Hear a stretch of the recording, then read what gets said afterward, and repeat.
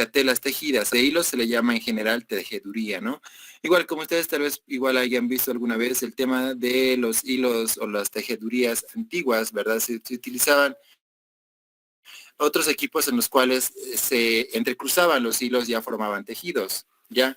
La palabra tejido etimológicamente es proveniente del latín texere y tejido es el resultado de la unión de numerosos hilos formando una lámina resistente, flexible y elástica, ¿no? Aquí podemos ver algunos tipos de tejido que existen en la actualidad. Y bueno, la industria textil bueno, se dedica a realizar los tejidos que básicamente son la unión de hilos, ¿ya? Y bueno, ese sería un tejido. En cambio, un no tejido, para su elaboración no se requiere de hilos, ¿ya? Vamos a complementar esto con la parte de no tejidos. En un no tejido no se requiere de hilos, ¿ya? La American Society for Testing and Materials propone el término no tejido para designar a las láminas flexibles a base de materiales textiles obtenidos por una consolidación de las mismas que es realizada mecánicamente con productos adhesivos por disolución, por fusión o por una combinación de estos procedimientos. Para los no tejidos tenemos esos procedimientos, ¿no? Por ejemplo, tenemos la fusión, tenemos la disolución. Por ejemplo, un ejemplo bien claro y que todos los días, ahora hasta el momento lo utilizamos, son los barbijos, ¿no? Ese es un no tejido por sus características principales que tiene que cumplir, ¿no? No tiene que, las partículas de un gran tamaño no tienen que pasar a través del barbijo, entonces estos están hechos por ejemplo, por fusión. Son láminas que se unen, ¿ya? Y no es tejido porque si fueran unión de hilos, tendríamos, obviamente estamos hablando del barbijo quirúrgico o del barbijo KN95, ¿no? Entonces, esos barbijos tienen esa característica, no son tejidos porque no tienen que pasar bueno, partículas mayores a un cierto diámetro, ¿verdad? Entonces, ahí tenemos un ejemplo de un no tejido, ¿ya? Bueno, a ver, continuando, tenemos los procesos de preparación para el tejido. Dentro de lo que es la preparación del tejido, tenemos algunos procesos o incluso algunos, por ejemplo, acabados, ¿ya?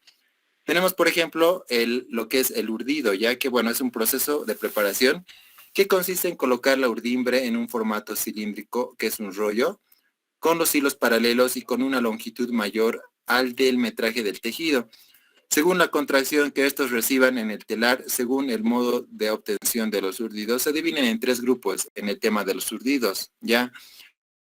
Tenemos el urdido directo, el urdido en bandas y el urdido seccional.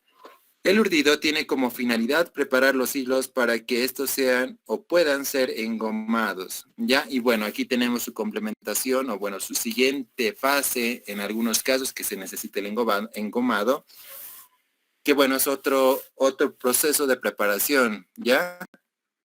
Entonces, bueno, tenemos que el engomado consiste en recubrir los hilos de la urdimbre con un agente adecuado y se lleva a cabo sumergiéndolos en una artesa o recipiente que lo contiene. El encolante se deja secar en el hilo, donde permanece hasta que es eliminado en operaciones posteriores en la planta de tintorería.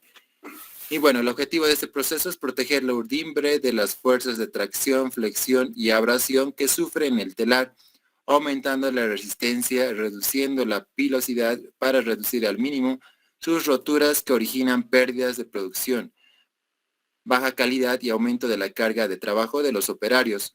Como resultado del engomado, el tejido puede contener compuestos de encolado equivalentes a un 15% de su peso. Y bueno, ¿no? En este proceso de preparación tenemos lo que es como un acabado ya en algunos tipos de tela que necesitan ser engomadas, como por ejemplo, tenemos por ejemplo, a ver, ustedes tienen lo que son las chaquetas, ¿verdad? Las chaquetas que se les dice que no les pase el agua, ¿no? Las que son, que la tela no pasa el agua y entonces resbala. En ese tipo de tela o tejido, porque ese sí es un tejido, se realiza el proceso del engomado, ¿no? Obviamente también existe lo que es el tema de las telas, las que son directamente de poliéster, ¿no? Bueno, y es otro tema, pero bueno, ahí tenemos un ejemplo de lo que es el engomado, ¿ya? A ver, otro ejemplo sería, por ejemplo, a ver, los guantes que se utilizan de trabajo, no los guantes que se utilizan, digamos, trabajos o que por ejemplo, las personas que trabajan en la construcción utilizan, igual tienen ese acabado engomado, ¿verdad? Y bueno, ya es otro proceso, ¿no?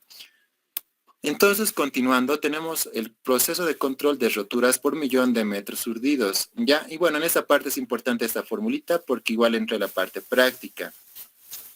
Y bueno, a ver, el control de roturas por millón de metros urdido es un indicador de control en el proceso de urdido que nos permite identificar y prevenir las roturas de urdimbre por millón de metros urdidos. Este valor nos ayudará a controlar la calidad del material y del proceso de urdido. Y bueno, ¿no? Aquí tenemos la fórmula que nos dice las roturas por millón, ¿ya? Y aquí nos da el número de roturas y sobre los hilos totales por metro. A las 6, ya eso no es 1, es 10, ya aquí está mal la fórmula, en su guía está correcto, entonces es 10 elevado a la sexta, ¿ya? Este es un indicador de control de calidad que se utiliza en lo que es los acabados y bueno, el control de calidad final en el tema de los urdidos, ¿ya? Y bueno, ya tenemos lo que son las telares. Entonces, un valor aceptable de roturas por millón de metros en el proceso de urdido tiene que ser menor o igual a 1. Si es menor o igual a 1, entonces ese urdido, bueno, esa tela es un producto aceptable. Si fuera mayor a este valor, bueno, ya esa tela se debería reprocesar o directamente desechar, ¿no? Dentro del bloque es el proceso que nosotros conocemos en cualquier tipo de proceso, ¿no? Ya llegaría a ser lo que es un desecho, ¿no? Entonces, para el control de calidad necesitamos tomar en cuenta esta fórmula, ya que igual lo vamos a ver en la parte práctica para que lo entiendan de mejor manera, pero es necesario que interpreten lo que tienen que reemplazar en la fórmula. Entonces, bueno, continuando, tenemos los tipos de tejidos. El primer tipo de tejido es el entretejido, donde los hilos se entrelazan en forma diagonal y a lo largo, ¿ya? Es decir, bueno, no sé si tengo una imagen, ya, bueno, lo vamos a complementar esto, pero son como que los tipos de tejido en general, ¿ya? Tenemos lo que es el entretejido, después está el tejido de punto, que es uno o más hilos, dan lugar a una serie de bucles o mallas que se entrelazan, ¿no? Después está el encaje, donde los hilos se anudan, se entrelazan los bucles o se tuercen para formar telas abiertas, casi siempre son algunas, ¿no? Bueno, todos estos nosotros lo conocemos, ¿no? Por ejemplo, el entretejido se lo suele ver en el tema de pantalones de tela, ¿no? El tejido de punto en chompas, en productos por ejemplo, de lana, ¿no? Que en ahí podemos ver el tejido de punto, el encaje ya vemos en otro tipo de prendas de vestir. El tejido plano, bueno, que lo vamos a ver enseguida, que es este. Bueno, que aquí ya vemos, ¿no? El tema del hilo de urdimbre y el hilo de trama, y ese sería un tejido prendas de vestir, ¿no? Están formados por dos series de elementos dentro de lo que es el tejido plano, que es la urdimbre a lo largo de los hilos. Ya aquí tenemos la urdimbre, que sería este verde, que pueden ver en sus pantallas. Y la traza, es decir, que va recorriendo el largo de lo que es la tela, ¿no? Este tipo de tejido plano igual es muy común, se utiliza en lo que es prendas de vestir, tanto con textura delgada o gruesa, esto en el tema del denim, ¿no? Que es el jean. Entonces, bueno, aquí vemos algunos ejemplos y vemos la principal característica, ¿no? Del tejido plano.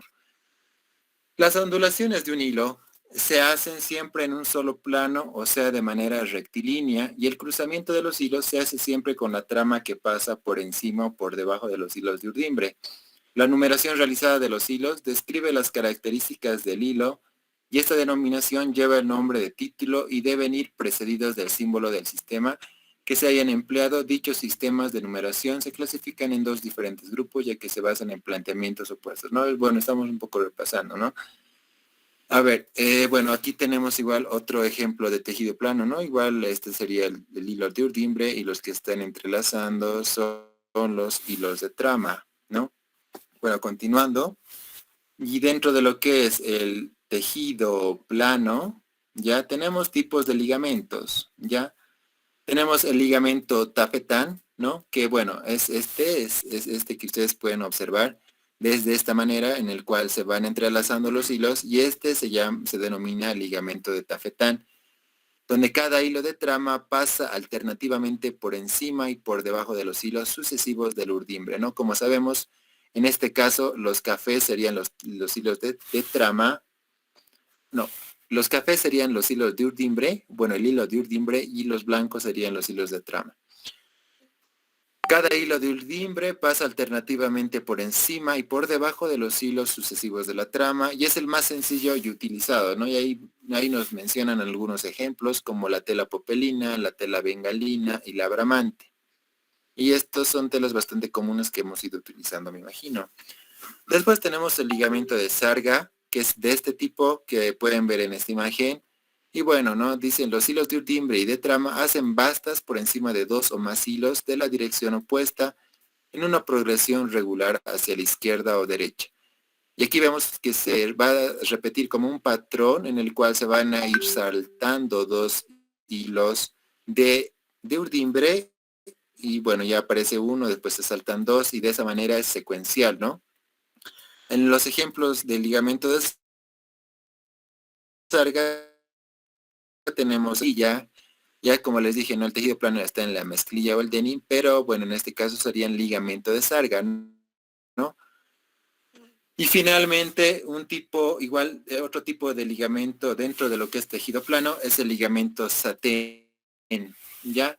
Los hilos de urdimbre y trama hacen bastas sobre 4 o más hilos de la dirección opuesta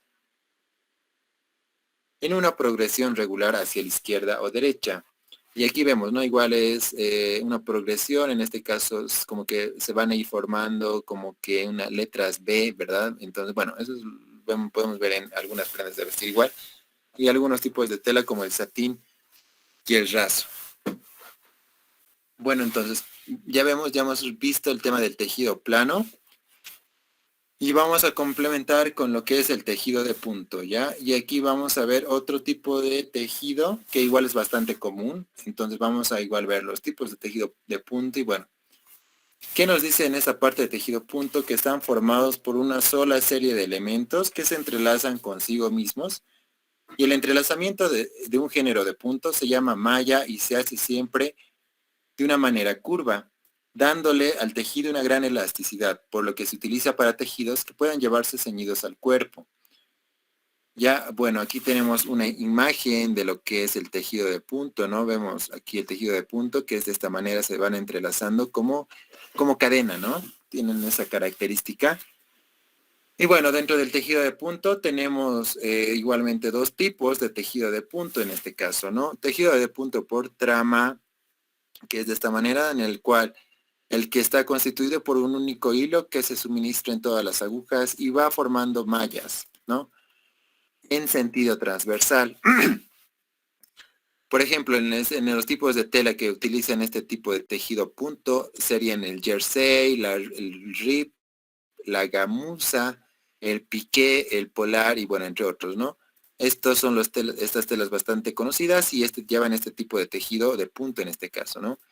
Otro tipo de tejido de punto es el tejido de punto por urdimbre, que es de esta manera, que igual es tejido de punto, pero aquí ven otras características que se van entrelazando intercaladamente, ¿no? Se forma al suministrar un hilo distinto a cada una de las agujas de la máquina, es decir, se utilizan un número de hilos igual a la cantidad deseada de columnas de mallas del tejido.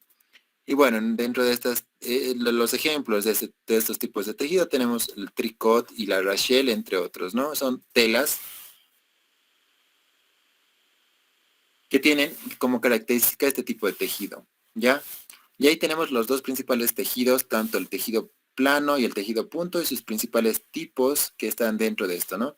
De cada uno de esos. Entonces, aquí vamos a ver otro tema igual, que es el tema de los acabados, que igual es importante dentro de lo que es la industria textil, porque los acabados pueden dar distinto tipo de apariencia, pueden dar distinto tipo de tacto, y es necesario que los veamos. Entonces, vamos a definir como acabado al proceso realizado sobre el tejido para modificar su apariencia, tacto o comportamiento. Algunos acabados como el coloreado o el grofado son fáciles de reconocer porque son visibles. Otros como el planchado durable no son visibles, pero tienen un efecto importante sobre el comportamiento de la tela. Y bueno, ciertas cuestiones son necesarias a tener en cuenta respecto a los acabados de tela, ¿ya? Entonces, todo acabado eleva el coste de la tela, ¿no? Porque es un proceso extra que estamos realizando. Si bien ya podemos tener la tela, digamos, ya va a estar en un proceso de urdimbre, ya tenemos una tela, cual sea esta tela, cual sea el tipo de tejido que ya se haya realizado para obtener esta tela. Si queremos añadir un acabado, obviamente vamos a tener que añadir igual costos a nuestro proceso. Entonces se va a elevar nuestros costos, ¿no? Y obviamente por consecuencia el precio. Un acabado permanente dura toda la vida de la prenda. Ya es bueno, lo que lo denominamos acabado permanente. Un acabado durable dura parte de la vida de la prenda. Un acabado temporal permanece en la prenda hasta que ésta se lava en agua o en seco. Y un acabado renovable puede aplicarse de forma doméstica sin ningún equipo costoso. Y bueno, no, aquí a ver, algunos ejemplos que se utilizan dentro de estos acabados. Tenemos lo que son la clasificación general de acabados. Y bueno, se clasifican en tres en este caso. Vamos a tener los acabados generales, que son aquellos a los que se someten los tejidos para obtener un determinado aspecto. Ya, bueno, ahí la mayoría de las telas se pasan por este proceso de acabado, que son los generales, ¿no? Como la limpieza, el cepillado, el secado, ¿no? Son procesos en los cuales todas las telas pasan, porque si se dan cuenta, las telas siempre pasan por un proceso o subproceso en este caso de teñido, por ejemplo. Entonces ahí tenemos que salir de su proceso de teñido a un proceso de secado que ya sería un acabado general, ¿ya? Otro acabado, bueno, otra clasificación de los acabados son los acabados con efecto de superficie, ¿ya? Son aquellos que modifican la apariencia y el tacto de los tejidos, originando uno nuevo. Suelen hacerse mediante procesos mecánicos o químicos, ¿ya? Está lo que es el laminado, el arrugado, entre otros.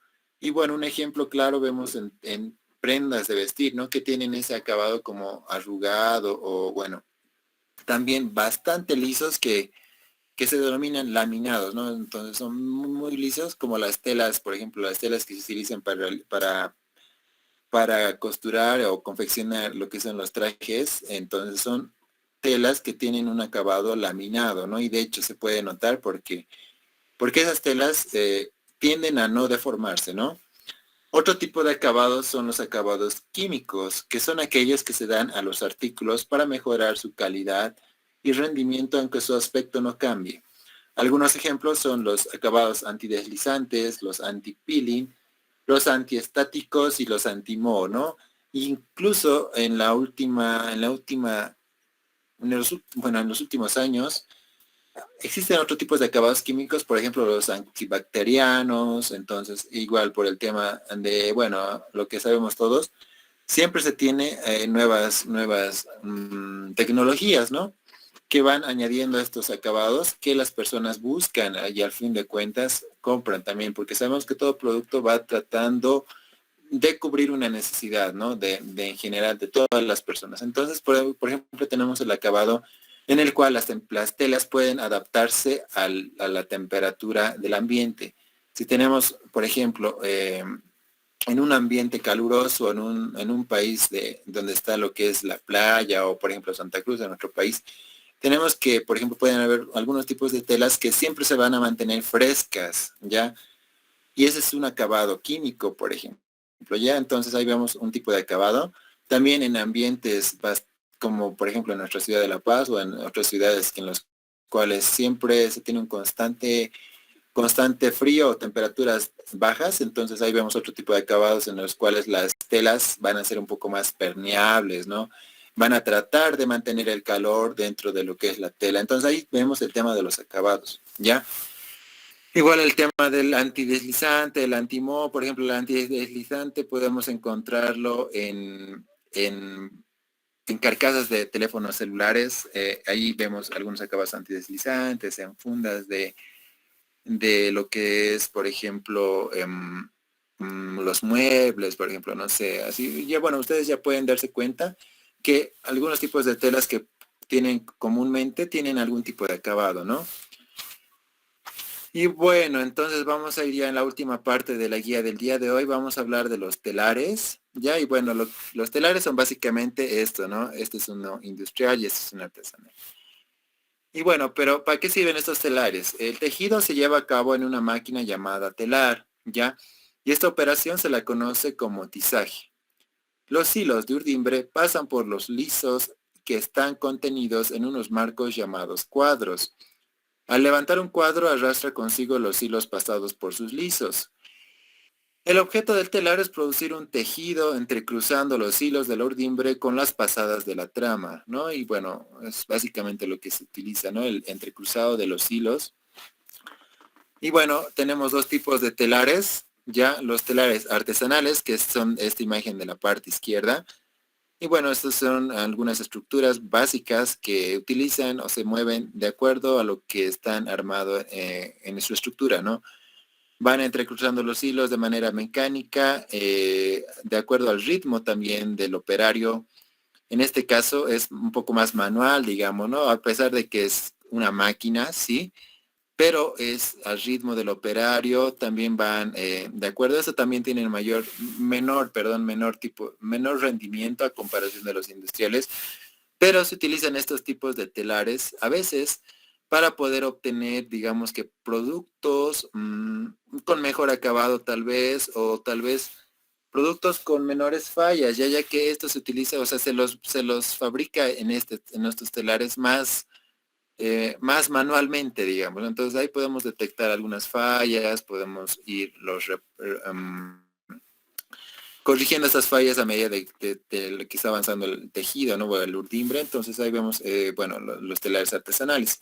En los telares artesanales, los bastidores son todos aquellos marcos de madera cuadrados, rectangulares, triangulares o hexagonales. Bastidores circulares son para hacer tejido punto elástico y los verticales son rectángulos de madera que se sostienen verticalmente sobre una base y que a veces tienen una tabla. Los horizontales son máquinas con marcos de madera que contienen las agujas o mallas por donde pasan cientos y miles de hilos para tejer la tela, ¿no? En este tipo de telares es un poco más el tiempo en el cual van a pasar este proceso, pero como les dije, ¿no? Es ya de acuerdo al tipo de industria que vayamos a tener. En este otro lado tenemos los telares industriales y bueno, sus principales características son las siguientes. Los telares industriales planos tejen telas con base en los tres ligamentos básicos, el tafetán, la sarga y el raso, ¿no? Que ya sabemos que, bueno, son tipos de tejidos dentro de lo que es el tejido plano, ¿no? Tenemos también los jacquard y de maniquinilla que tejen telas con diseños intrincados y se sirven de un cartón picado con el diseño a tejer. Lo que estamos hablando en este momento, las jacquards y maquinillas, se utilizan, por ejemplo, para poder obtener frazadas, ¿no? Si ustedes se han dado cuenta, vemos las telas que tienen logotipos, pueden tener logotipos en el caso, digamos, de un transporte de pasajeros terrestre o en los buses, ¿no? Tenemos las a veces que suelen prestar como que las frazadas que tienen su logotipo, ¿verdad? Entonces ahí vemos que dice el nombre de la empresa y bueno, en ese caso ellos utilizan máquinas telares industriales de tipo Jacquard y que van insertando los diseños, ¿no? Igual para otro tipo de telas como las chompas también se utilizan estos. Los circulares tejen tejido de punto y de cruz por urdimbre y por trama, ¿no? Entonces los tejidos industriales circulares ya podemos obtener otro tipo de tejido que ya sabemos cuál es, que es el tejido de punto y de cruz por urdimbre y por trama. O tipo de telares industriales son los a plano o de punto, ¿ya? Y bueno, este tipo de telares tienen mayor rendimiento, también pueden tener otras opciones, como ya lo hemos dicho, el tema de insertar logotipos, letras en lo que es la tela, ¿no? Entonces ya hemos visto lo que es la parte práctica de manera resumida, perdón, la práctica teórica de manera resumida, ¿no? Hemos repasado el tema de los tipos de tejidos, los tipos de tela, de tipos de tejidos, ¿no? Que están dentro de cada tanto el tejido punto y el tejido plano, ¿no? Y bueno, eso sería la parte teórica. ¿Alguien tiene alguna consulta o duda? Hasta mientras yo voy a ir compartiendo la parte práctica con nuestra pizarra de ejercicios, ¿ya? De todas maneras, si alguien tiene alguna consulta o duda, pues adelante.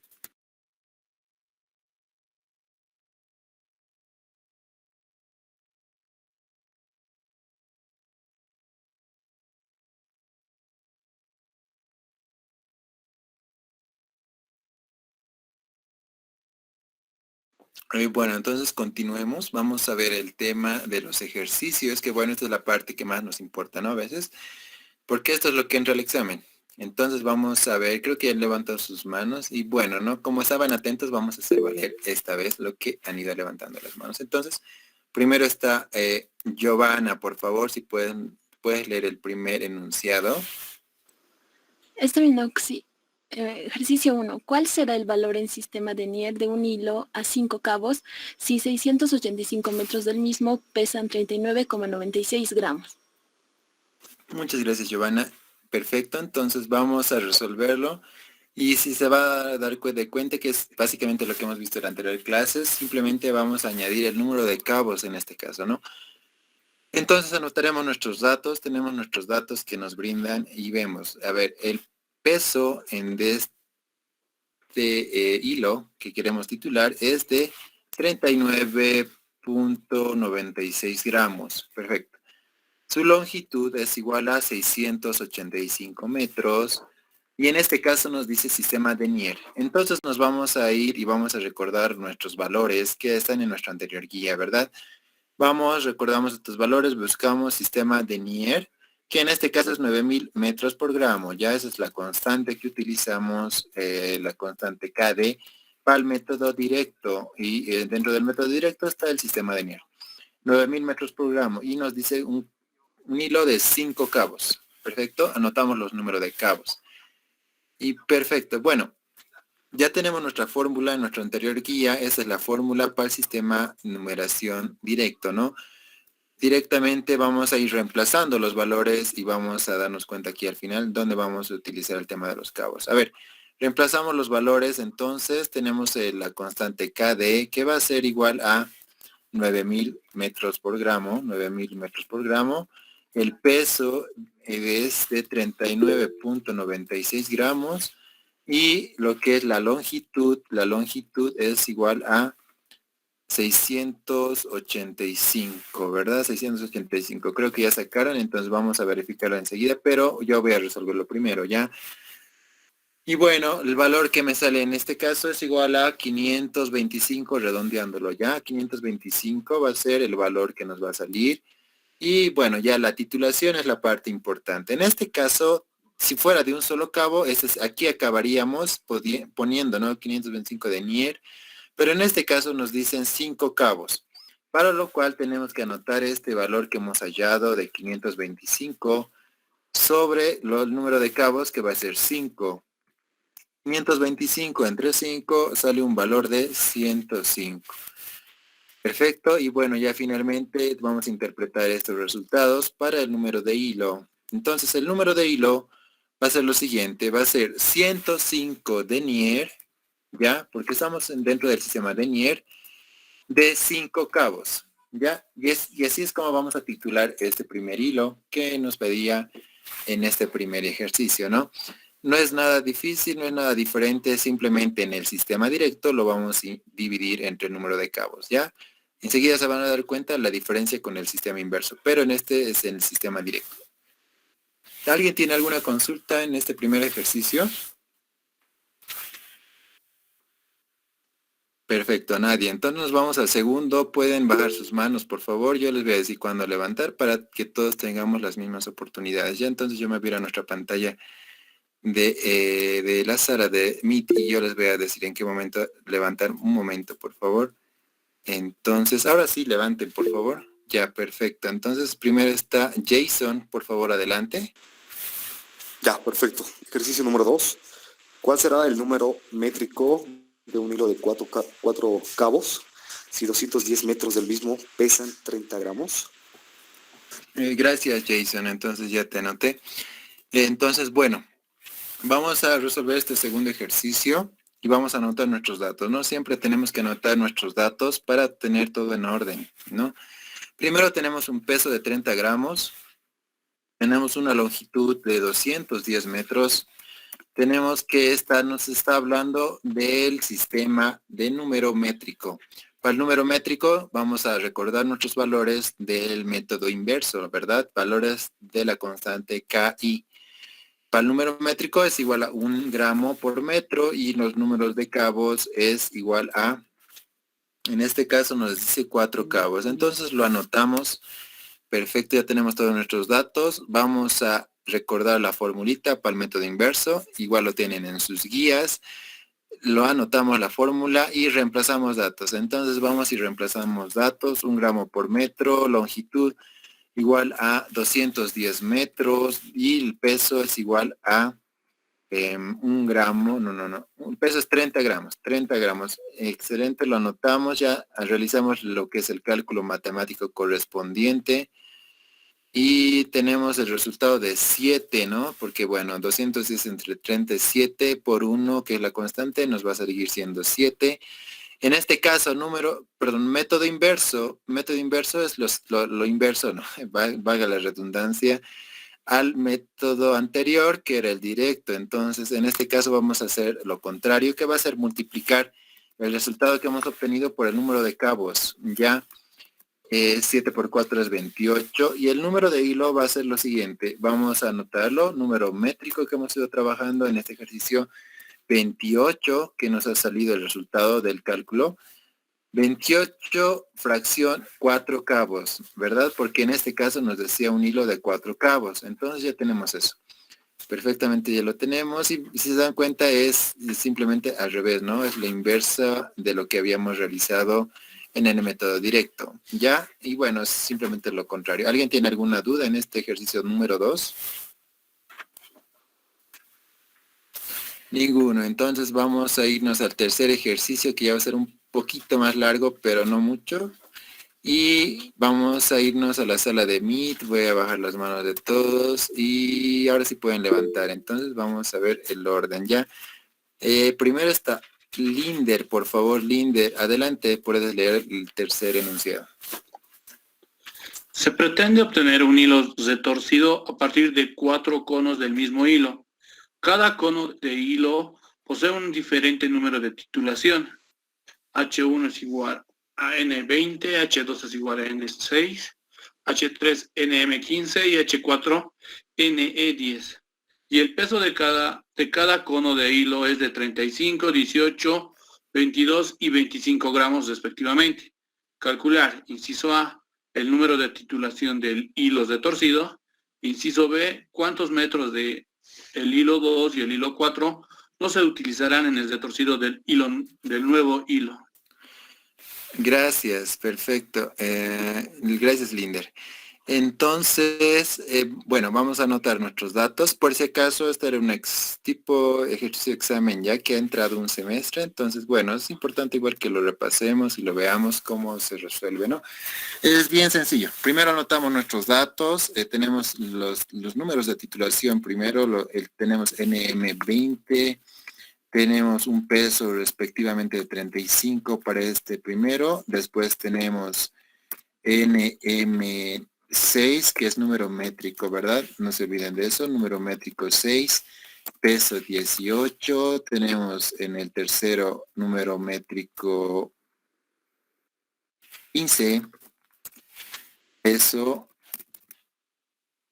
22. Ya, bueno, todo está en gramos, así que vamos a ir anotando. Gramos. Perfecto. Y para el último es número inglés 10, ¿no? Número inglés 10. Ya. Y su peso va a ser de 25 gramos. Bueno, lo tenemos ya todos los datos.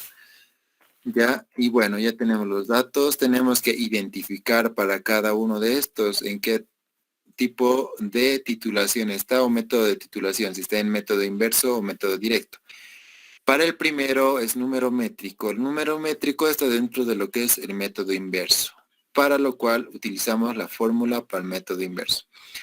En esta fórmula tenemos el número de titulación, el número de título o titulación, la constante del método inverso, la longitud y el peso. En esta fórmula tenemos ya algunos datos y tenemos que despejar nuestra incógnita, ¿ya? Primero nos pide el número de titulación del hilo. Para saber esto vamos a definirlo mediante la limitante. ¿Y cuál va a ser nuestra limitante? La limitante va a ser el hilo de menor longitud. Entonces, para lo cual tenemos que hallar las longitudes respectivas de cada uno de estos hilos, ¿ya? Bueno, vamos a reemplazar esto y vamos a ir despejando. Entonces vamos a despejar L dentro del método inverso. Despejamos L y tenemos esta fórmula, ¿no? Que va a ser el número de titulación por el peso sobre la constante del método inverso que nos está indicando. En este caso, número métrico.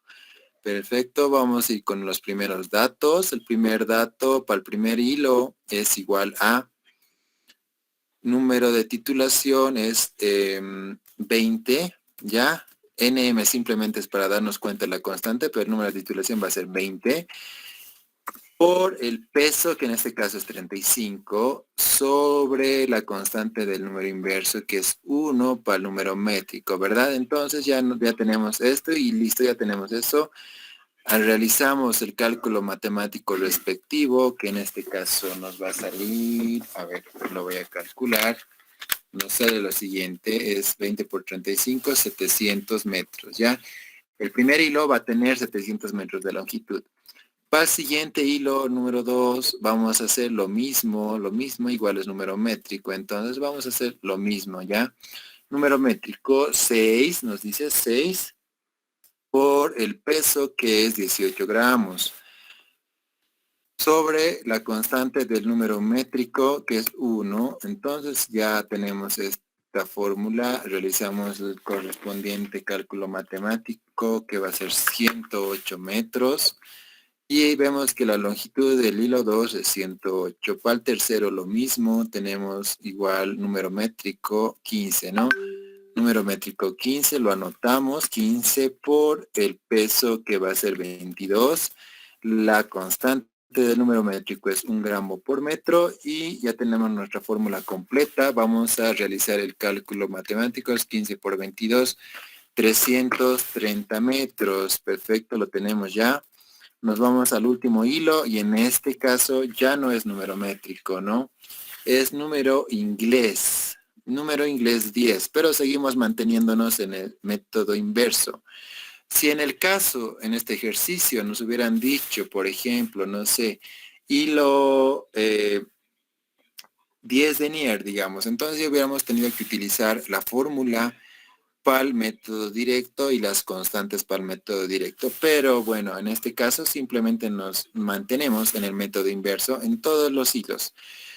Pero la diferencia final de este es que este es número inglés y estos tres primeros eran número métrico, pero igual es de la misma manera, número inglés 10 por el peso, que en este caso era 25, y la constante del número inglés va a ser igual a 0,591 gramos.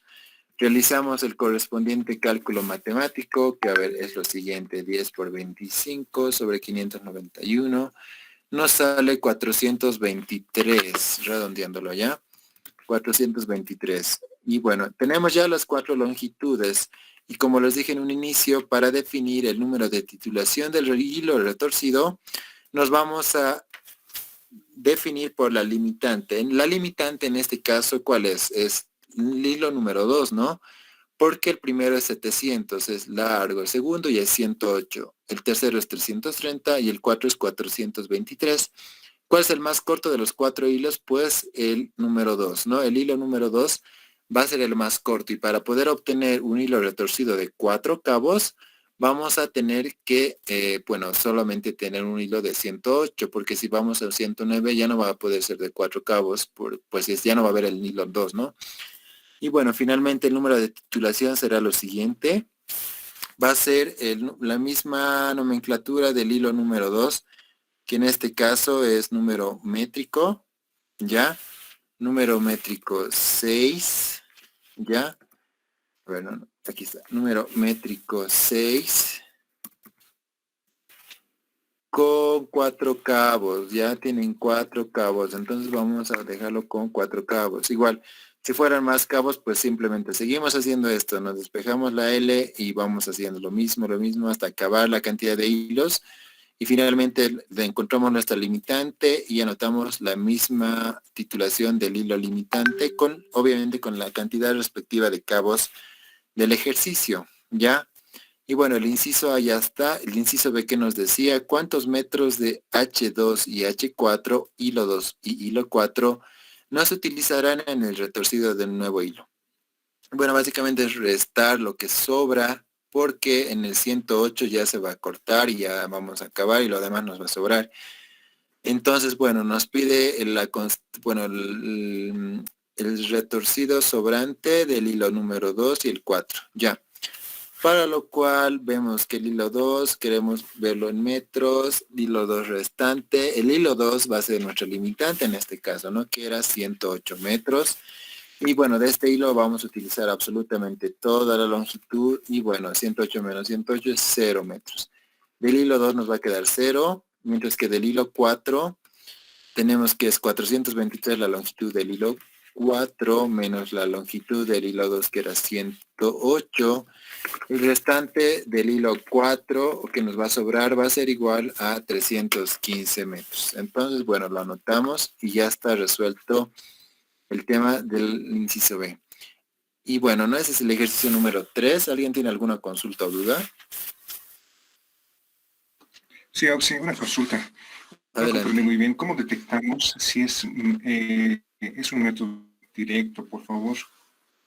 Ya, no te preocupes. Bueno, para detectar si es método inverso o directo, simplemente vemos lo que nos da en el enunciado. El enunciado nos decía número métrico 20, número métrico 6, número métrico 15, número inglés 10. ¿Ya? Y bueno, estos números métricos y el número inglés están dentro de la nomenclatura del método inverso. ¿Ya? Si la anterior clase, si ustedes se acuerdan, hemos visto, ¿verdad? Ambos métodos, tanto el directo o el inverso. En el método inverso están los siguientes números: número métrico, número inglés, número catalán, número francés, número inglés de una lana peinada. Ya esas son las constantes que están dentro del método inverso. Para el método directo, igual, a ver, no sé si tengo aquí, aquí está, mira, aquí está. Para el método directo tendríamos que utilizar esas constantes, ¿no? Sistema text, que está dentro del método directo, el sistema Denier, el KT, Decitex y Minitex es dentro de lo que es el sistema text y lana cardada. Entonces, para identificar nosotros simplemente leemos el enunciado. Si nos dice el número métrico, pues es método inverso y utilizamos estos valores, ¿ya? Igual la fórmula para el método inverso, ¿no? Y si nos decía, a ver, vamos a tratar de dar un ejemplo aquí. Si nos decía un quinto hilo, por ejemplo, un quinto hilo, a ver, un hilo 5, H5, igual a 10 de Nier, digamos. Y el 10 de Nier, no sé, con un peso, no lo vamos a complementar el ejercicio, simplemente a modo de ejemplo. 30 gramos, digamos. Ya estos extra, porque este caso no está dentro del ejercicio, pero si nos decían esto, digamos un quinto hilo 10 de Nier, pues, ¿qué es lo que teníamos que hacer? Este es método directo. Entonces utilizamos la fórmula del método directo que está aquí, ¿verdad? Está aquí, a ver, está aquí en este primer ejercicio utilizado. Lo voy a copiar, lo voy a llevar aquí y bueno, lo vamos a tener aquí y listo. Ya, en estos 4 primeros lo hemos hecho con el método inverso porque están dentro del método inverso. Para el último, si nos hubieran dado, hubiéramos tenido que hacer lo mismo que en esta parte, el despejar, ¿no? La longitud, pero en este caso es a la inversa, ¿no? Hubiera sido diferente el despeje y hubiéramos reemplazado los datos como ser el número de titulación, el 10, y el peso y la constante del denier, que es 9.000 metros gramos, ¿no? Eso básicamente. Y después ya nos salía la longitud respectiva. Y si digamos, en ese caso hubiera sido la limitante este hilo número 5, pues hubiéramos tenido que anotar 10 de Nier con 5 cabos, digamos. Si hubiera sido la limitante, ¿no? Pero no lo sabemos, entonces... Pero es así, chicos. Eso simplemente es eso, ver el enunciado y qué nos dice que si está en Denier o está en text o está en número métrico o inglés, ¿no? Es eso. Eso es, no sé si te ha quedado claro. Sí, Ox, gracias. De nada, no te preocupes. ¿Alguien tiene alguna otra consulta? Nadie, perfecto. Entonces nos vamos al último ejercicio de la guía de hoy. Voy a ir a la sala del Meet para que bajen todas sus manos. Bueno, no, todavía no. Yo les voy a indicar ya. Ya, para hacer justo yo me voy a ir a nuestra ventana de ejercicios y ahí levantan la mano, ¿ya? Ahora sí, pueden levantar y vuelvo. Ya, está primero Ailén. Ya adelante, Ailén, por favor. El ejercicio 4. En el, ok. En el proceso de urdido de un artículo con 6.430 hilos y 1.980 metros por urdir, hubo 50 roturas de hilo. ¿Cuál sería su valor de roturas por millón de metros? Gracias, Ailén. Entonces, hemos visto que esa fórmula se utilizaba para lo que es el control de calidad de los urdidos, ¿verdad? ¿Y qué nos pide? ¿Cuál sería el valor de roturas por millón de metros? ¿Y para qué queremos esto? Pues para descartarlo o aceptarlo, ¿no? Y bueno, a ver, anotamos nuestros datos primero. Número de roturas es igual a 50 roturas. Número de hilos totales va a ser igual a 6.430 hilos. Y los metros urdidos va a ser igual a 1.980 metros. Ya, metros, hilos y número de roturas 50. ¿Listo? Nos dan todo, básicamente todo para nuestra fórmula. Entonces, bueno, hacemos el reemplazo de los datos que tenemos para hallar las roturas por millón. Primero está en la parte superior 50 roturas por millón. En la parte inferior nos dice los hilos totales. 6.430 hilos por metros urdidos, 1.980 metros, ¿no? Bueno, por 10 elevado a la 6, hacemos el cálculo matemático respectivo. A ver, lo voy a realizar igual en este momento. 6.430 por 1.980 por 10 elevado a la 6 nos sale a 3.93, ¿no? 3.93. Igual ustedes corroboran ese resultado, pero eso es lo que me sale. Entonces, este proceso presentó 3.93 roturas por millón de metros urdidos. ¿Y qué nos quiere decir esto? Que bueno, este proceso de urdido o esta tela que ha salido resultante del proceso de urdido no es aceptable, no está dentro del rango de aceptación, entonces lo descartamos, ¿no? Porque sabemos que tiene que ser menor o igual a una rotura por millón de metros de urdido, ¿ya? Básicamente es eso, este cuarto ejercicio. Entonces, bueno, es eso nomás, chicos. ¿Alguien tiene alguna consulta en este cuarto ejercicio? Nadie. Perfecto. Entonces, bueno, hemos hecho los 4 ejercicios y hemos complementado este tema de lo que es textiles, ¿no? Que igual creo que con el ingeniero ya han acabado, ¿no? No estoy seguro de eso, pero creo que ya lo han acabado, que quizá ya lo van a acabar. Y bueno, no, eso es básicamente el tema de los textiles, ¿no? Que hemos visto en 2 guías. Ya, a ver, entonces, bueno, es eso, chicos, eso es básicamente. Igual tienen su práctica para la siguiente. Y bueno, les voy a ir mandando el formulario de asistencia en un momento. Si alguien tiene alguna consulta o duda, pues estoy atento a sus consultas. Ya, entonces también les mando el formulario.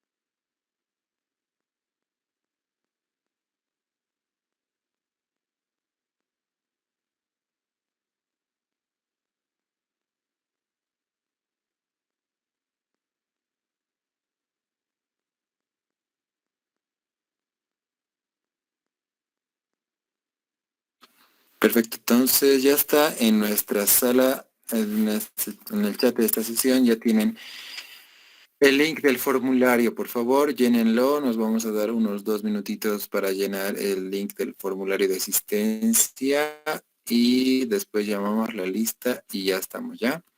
Eso, chicos, entonces pueden irlo llenando. Y bueno, hasta mientras les voy a ir mostrando su práctica para la siguiente clase, que si no lo han visto aún, es bastante sencillo. Entonces, a ver, voy a ir abriéndolo el archivito y les muestro ya hasta mientras para que no se olviden. Ah, ya, bueno, me estaba olvidando. La siguiente clase, bueno, ¿no? Tengo entendido que algunas personas van a asistir al tema del congreso, entonces quisiera saber cuántas personas son para evaluar si vamos a tomar la clase sincrónica o asincrónica. Entonces, pueden levantar la mano todas las personas que van a asistir a eso y bueno, de acuerdo al número de personas, vamos a ver el tema de si va a ser sincrónico o asincrónico la clase, ¿ya? Entonces, hasta mientras levanten la mano, yo voy a ir compartiendo la pantalla de lo que es la práctica de la siguiente semana. Entonces, tenemos lo siguiente, a ver. Y bueno, aquí ya pueden ver su guía, que es del día de hoy. Ya está todo lo que hemos dicho, hemos hablado, y son 7 ejercicios para la siguiente clase, ¿no? Para la siguiente semana. Entonces tenemos lo siguiente, tenemos ejercicios tanto prácticos, algunos tipos de teóricos, un poco de investigación para complementar sus conocimientos acerca del textil, ¿no? Es básicamente esto, bien cortito, así que no van a tener problemas. Esto es para la siguiente semana, ¿ya? Entonces, bueno, eso. Y ahora sí volvemos al tema de las personas cuántos son, si están yendo o no. Y bueno, son 15. Entonces, son nomás un número considerable. De todas maneras, ya. De acuerdo a las instrucciones que nos vayan a dar por parte de dirección de carrera, porque hasta el momento nadie nos dijo nada respecto de la tolerancia y asistencia, etcétera. Entonces, de acuerdo a esas instrucciones, yo les voy a avisar en el grupo si va a ser la clase sincrónica, como siempre lo hacemos, o asincrónica, que quiere decir que les voy a subir la clase ya grabada al Classroom, pero yo les voy a avisar al grupo. Ya entonces, bueno, gracias chicos. En total han levantado 16 la mano y pueden ir bajando la mano, no hay problema, gracias. Y bueno, nos vamos a la lista ahora sí. Ya tengo 42 personas en la lista. Por favor, terminen de llenarlo, por favor. Nos vamos a dar un minuto más las personas que faltan. Entonces, eso chicos, les espero un minuto para la lista y de ahí llamamos la lista y acabamos, ¿ya?